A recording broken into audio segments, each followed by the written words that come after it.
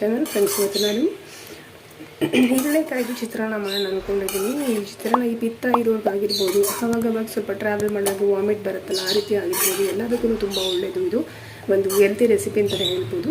Friends, ಇವಾಗ ಇದೆ ಮಾಡೋದು ಹೇಗೆ ಅಂತ ಒಂದು ವೀಡಿಯೋ ನೋಡ್ಕೊಬರೋಣ. ನಿಮಗೇನಾದರೂ ಈ ವಿಡಿಯೋ ಸ್ವಲ್ಪನಾದರೂ ಯೂಸ್ಫುಲ್ ಅನಿಸಿದ್ರೆ ಒಂದು ಲೈಕ್ ಮಾಡಿ, ಶೇರ್ ಮಾಡಿ. ಹಾಗೆ ನೀವೇನಾದರೂ ಹೊಸದಾಗಿ ನಮ್ಮ ಚಾನಲ್ ನೋಡ್ತೀರಿ ದಯವಿಟ್ಟು ಸಬ್ಸ್ಕ್ರೈಬ್ ಮಾಡ್ಕೊಂಡು ನೋಡಿ ಅಂತ ಹೇಳ್ತಾ ಇವಾಗ ಇದನ್ನು ಮಾಡೋದು ಹೇಗೆ ಅಂತ ಒಂದು ವೀಡಿಯೋ ನೋಡ್ಕೊಂಬರೋಣ ಬನ್ನಿ ಫ್ರೆಂಡ್ಸ್. ಒಂದು ಮೊದಲಿಗೆ ಹಿರಳೆಕಾಯಿ ಚಿತ್ರಾನ್ನ ಮಾಡಲಿಕ್ಕೆ ಸ್ಟವ್ನ ಹಚ್ಕೊಂಡು ಒಂದು ಪ್ಯಾನ್ ಇಟ್ಕೊಂಡು ಒಂದು 2 ಟೇಬಲ್ ಸ್ಪೂನ್ ಆಗುವಷ್ಟು ಎಣ್ಣೆನ ಹಾಕೊಂಡಿದ್ದೀನಿ.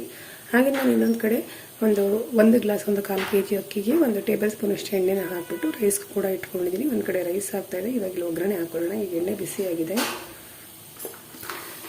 ಈ ಮೊಮೆಂಟಲ್ಲಿ ನಾನು ಒಂದು 3 ಟೇಬಲ್ ಸ್ಪೂನ್ ಆಗುವಷ್ಟು ಕಡಲೆಬೀಜನ ಹಾಕೋತೀನಿ.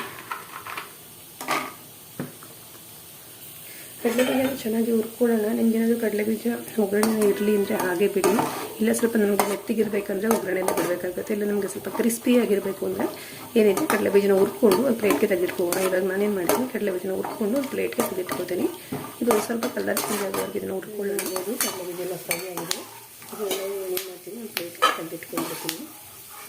ಎಣ್ಣೆಗೆ 1 ಟೇಬಲ್ ಸ್ಪೂನ್ ಅಷ್ಟು ಕಡಲೆಬೇಳೆ, ಹಾಗೆ 1 ಟೇಬಲ್ ಸ್ಪೂನ್ ಅಷ್ಟು ಹೆಸರುಬೇಳೆ, ಹಾಗೆ ಮತ್ತೆ 1 ಟೇಬಲ್ ಸ್ಪೂನ್ ಅಷ್ಟು ಉದ್ದಿನಬೇಳೆ, 3 ಹಾಕೋತಾ ಇದ್ದೀನಿ. ಹುರ್ಕೊಳ್ಳೋಣ. ಇದು ಸ್ವಲ್ಪ ಕಲರ್ ಚೇಂಜ್ ಆಗಬೇಕು. ಹಾಗೆ ಜೊತೆಗೆ ನಾನು ಒಂದು ಅರ್ಧ ಟೀ ಸ್ಪೂನ್ ಅಷ್ಟು ಸಾಸಿವೆ, ಒಂದು ಅರ್ಧ ಟೀ ಸ್ಪೂನ್ ಅಷ್ಟು ಜೀರಿಗೆ ಕೂಡ ಹಾಕೋತಾ ಇದ್ದೀನಿ. ಚೆನ್ನಾಗಿ ಏನಿದೆ ಕಡಲೆಬೇಳೆ ಉದ್ದಿನಬೇಳೆ ಸ್ವಲ್ಪ ಕಲರ್ ಚೇಂಜ್ ಆಗಬೇಕು. ಗೋಲ್ಡನ್ ಬ್ರೌನ್ ಕಲರ್ ಬರೋವರೆಗೂ ಹುರ್ಕೊಳ್ಳೋಣ. ಈ ಮೊಮೆಂಟನ್ನು ನಾನು ನೋಡ್ಬೋದು ಒಂದು 4ರಿಂದ 5 ಎಷ್ಟು ಬೆಳ್ಳುಳ್ಳಿ ಎಷ್ಟು ಜಜ್ಜಿಬಿಟ್ಟು ಅಂದರೆ ಕ್ರಷ್ ಮಾಡಿಬಿಟ್ಟು ಹಾಕ್ಕೊಂಡಿದ್ದೀನಿ. ಚೆನ್ನಾಗಿರುತ್ತೆ ಫ್ಲೇವರ್ ಅಂತ. ಹಾಗೆ ಒಂದು 5 ಹಸಿಮೆಣಸಿನಕಾಯಿ ಹಾಕ್ಕೊಂಡಿದ್ದೀನಿ.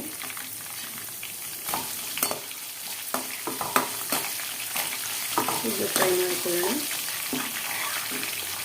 ಜೊತೆಗೆ 1 ಕಡ್ಡಿಯಷ್ಟು ಹಸಿ ಕರಿಬೇವು,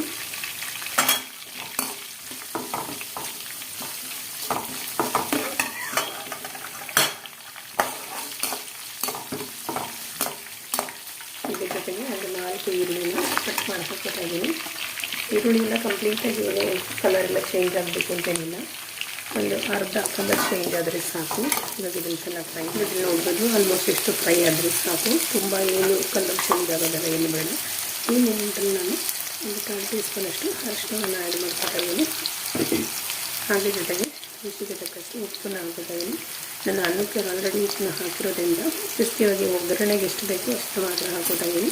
ಹಾಕೊಂಡು ಚೆನ್ನಾಗಿ ಮಿಕ್ಸ್ ಮಾಡಿ ನೋಡ್ಬೋದು. ಆಲ್ಮೋಸ್ಟ್ ಗೊಜ್ಜು ರೆಡಿಯಾಗಿದೆ. ಈ ಮೂಮೆಂಟಲ್ಲಿ ನಾನು ಸ್ವಲ್ಪ ಕೊತ್ತಂಬರಿ ಸೊಪ್ಪನ್ನ ಹಾಕಿಬಿಟ್ಟು ಮಿಕ್ಸ್ ಮಾಡಿಬಿಟ್ಟು ಸ್ಟವ್ನ ಆಫ್ ಮಾಡ್ತೀನಿ. ಇವಾಗ ನಾನು ನೋಡ್ಬೋದು ಆಲ್ಮೋಸ್ಟ್ ಕಂಪ್ಲೀಟ್ ಆಗಿದೆ ಗೊಜ್ಜು. ಇವಾಗ ನಾನು ಏನು ಮಾಡ್ತೀನಿ, ಸ್ಟವ್ನ ಆಫ್ ಮಾಡಿಕೊಂಡು ಏನಿದೆ ಹಿರಳೆಕಾಯ್ದು ರಸ ಅದನ್ನ ಹಾಕ್ಕೊತೀನಿ. ಇವಾಗ ನಾನು ಸ್ಟವ್ನ ಆಫ್ ಮಾಡ್ಕೊತಾ ಇದ್ದೀನಿ.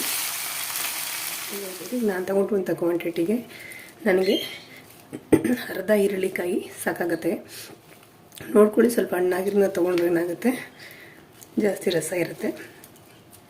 ಇವಾಗ ನಾನು ಅದನ್ನು ಹಾಕೊಳ್ಳೋಣ. ಅದು ನಾನು ಸ್ವಲ್ಪ ಗೊಜ್ಜನ್ನು ತೆಗೆದಿಟ್ಕೊಂಡಿದ್ದೀನಿ. ನೀವು ಸ್ವಲ್ಪ ಗೊಜ್ಜನ್ನ ಬೇಕಾದ್ರೆ ಅದಕ್ಕೆ ತೆಗೆದಿಟ್ಕೊಂಡು 1-2 ದಿವಸ ಫ್ರೀಜರಲ್ಲಿ ಸ್ಟೋರ್ ಮಾಡ್ಕೊಂಡು ತಿನ್ಬೋದು, ತೊಂದರೆ ಇಲ್ಲ, ಚೆನ್ನಾಗಿರುತ್ತೆ. ಇವಾಗ ನಾನು ಇದೇ ಪ್ಯಾನಿಗೆ ಸ್ವಲ್ಪ ಆಲ್ರೆಡಿ ಮಾಡಿಟ್ಕೊಂಡಿರುವಂಥ ನಾನು ಹಾಕ್ಕೊಂಡಿದ್ದೀನಿ. ಹಾಗೆ ಇದಕ್ಕೆ ಸ್ವಲ್ಪ ಕೊತ್ತಂಬರಿ ಸೊಪ್ಪು ಮತ್ತು ನಾನು ಈಗ ಹುರಿದಿಟ್ಕೊಂಡಿದ್ನಲ್ಲ ಕಡಲೆಬೀಜ, ಅದನ್ನು ನೋಡಬೇಕು ನಿಮಗೆ ಎಷ್ಟು ಕ್ವಾಂಟಿಟಿ ಬೇಕು ಅಷ್ಟಕ್ಕೆ ಹಾಕ್ಕೊಂಡು ಮಿಕ್ಸ್ ಮಾಡ್ಕೊಳ್ಳಿ. ಇಲ್ಲ ನೀವು ಗೊಜ್ಜು ಆದಮೇಲೆ ಗೊಜ್ಜಿಗೆ ಇದನ್ನ ಮಿಕ್ಸ್ ಮಾಡ್ಕೋತೀನಿ ಅಂದರೂ ತೊಂದರೆ ಇಲ್ಲ, ಅದು ಚೆನ್ನಾಗಿರುತ್ತೆ. ಇದನ್ನು ಚೆನ್ನಾಗಿ ಮಿಕ್ಸ್ ಮಾಡ್ಕೊಂಡು ನೀವೇನಾದರೂ ಆಫೀಸ್ಗೆ ಲಂಚ್ ಬಾಕ್ಸ್ಗೆ ತೊಗೊಂಡು ಹೋಗ್ತೀನಿ ಅಂದರೆ ಸ್ವಲ್ಪ ಗೊಜ್ಜು ಕ್ವಾಂಟಿಟಿ ಜಾಸ್ತಿ ಹಾಕಿ, ಸ್ವಲ್ಪ ಸಾಲ್ಟು ಕೂಡ ಜಾಸ್ತಿ ಹಾಕೋಬೇಕಾಗುತ್ತೆ. ಯಾಕೆಂದರೆ ಅದು ಅನ್ನಕ್ಕೆ ಮಿಕ್ಸ್ ಮಾಡಿದ್ಮೇಲೆ ಸ್ವಲ್ಪ ಮಧ್ಯಾಹ್ನ ಟೈಮ್ ಏನಾಗುತ್ತೆ, ಗೊಜ್ಜು ಕ್ವಾಂಟಿಟಿ ಕಡಿಮೆ ಆದರೆ ಸಪ್ಪೆ ಆಗೋ ಚಾನ್ಸಸ್ ಇರುತ್ತೆ. ಹಾಗಾಗಿ ನೀವು ನೋಡಿಕೊಂಡು ನೀವೇನಾದರೂ ಮೊದಲ ಲಂಚ್ ಬಾಕ್ಸ್ಗೆ ತೊಗೊಂಡು ಹೋಗ್ತೀನಿ ಅಂದರೆ ಸ್ವಲ್ಪ ಸಾಲ್ಟು ಸ್ವಲ್ಪ ಗೊಜ್ಜು ಎರಡು ಸ್ವಲ್ಪ ಜಾಸ್ತಿ ಕ್ವಾಂಟಿಟಿಲಿ ಹಾಕೋಬೇಕಾಗುತ್ತೆ.